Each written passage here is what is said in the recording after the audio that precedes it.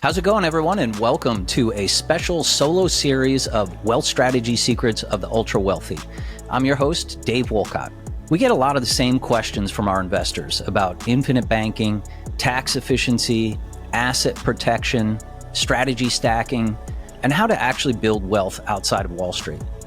And we get it, we know you're busy. So in this series, I'm breaking down complex wealth strategy topics into short, tactical episodes that you can actually use to build legacy wealth. Whether you're just starting your journey or fine-tuning your portfolio, these episodes are designed to give you high-impact insights in just a few minutes. So let's dive in.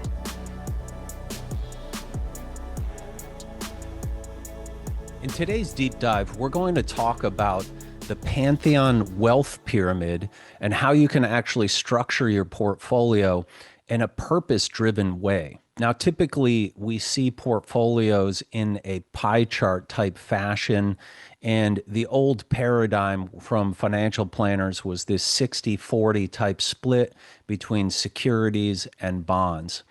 This doesn't really make sense in today's environment anymore, and we challenge the status quo for you to start thinking about your portfolio really in the shape of a pyramid. And what's great about a pyramid is that you actually think about that base layer where you can build a foundation, and then you can start moving up the pyramid based on your risk tolerance and based on what you are looking to accomplish. I think that's another really important thing when building out a portfolio that's often not done by except for endowments and really top family offices that give a lot of thought into how much cash flow is needed. What is the risk level in a particular asset, right? What's the actual purpose of the investment that you're looking to do? Is it growth? Is it cash flow? Is it tax efficiency? So when we look at this construct of a wealth pyramid on a risk-adjusted basis, let's start with the bottom, right? And for us, we believe that the most solid place to preserve your capital and really get a multiplier on your capital and build that solid foundation is infinite banking or cash value whole life insurance policies. And we've seen this time and time again with family offices and ultra high net worth because they realize the benefits of putting this here. I believe that even in today's, financial markets where even banks have a lot of instability to them, but you have mutual insurance companies that are paying dividends since for 150 years. That to me is something that, helps me sleep at night.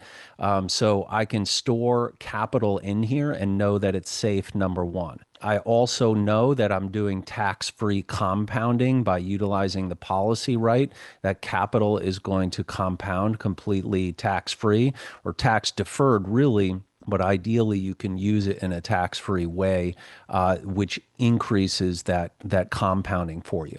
You also have asset protection in here because it's basically inside a life insurance vehicle, so creditors can't access your money. So that's another big benefit. We also have the ability to do estate planning here, where you can pass these proceeds on to your future heirs without paying taxes or probate, right? So it's this great component of estate planning. And of course, one of the things that we really like is the ability to basically take collateral or basically borrow against the policy. So where you're using the same dollar twice by borrowing against the cash value of your policy and then deploying that into another asset that can grow in a higher rate, right? So you're creating an actual arbitrage on your capital.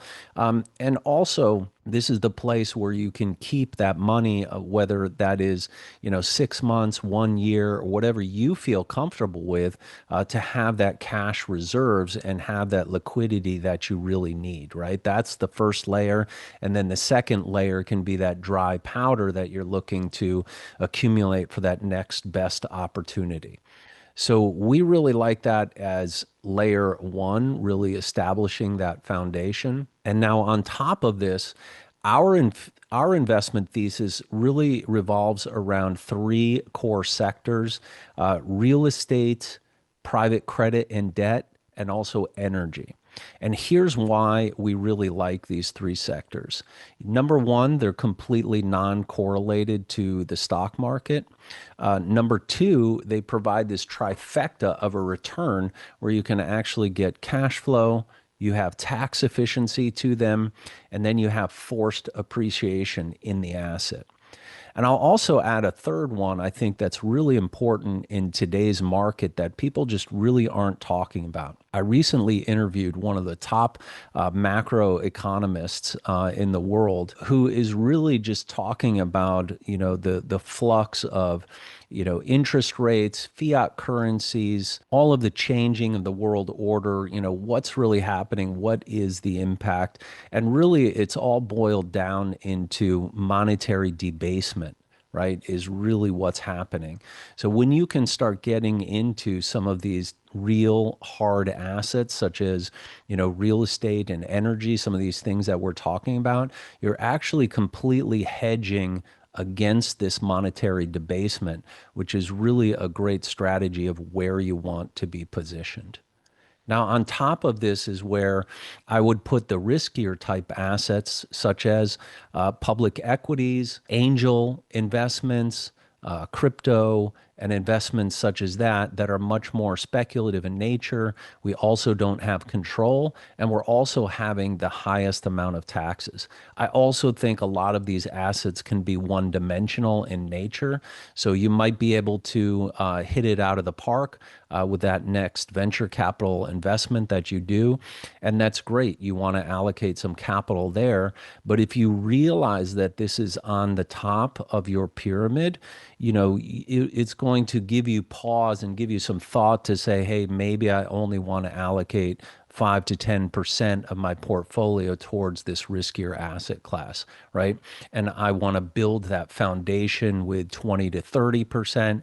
And then I want to start having, these assets that are going to perform for me at multiple levels, at maybe the other 60%, right, of your portfolio. So this way, you're really balancing out that risk that you have.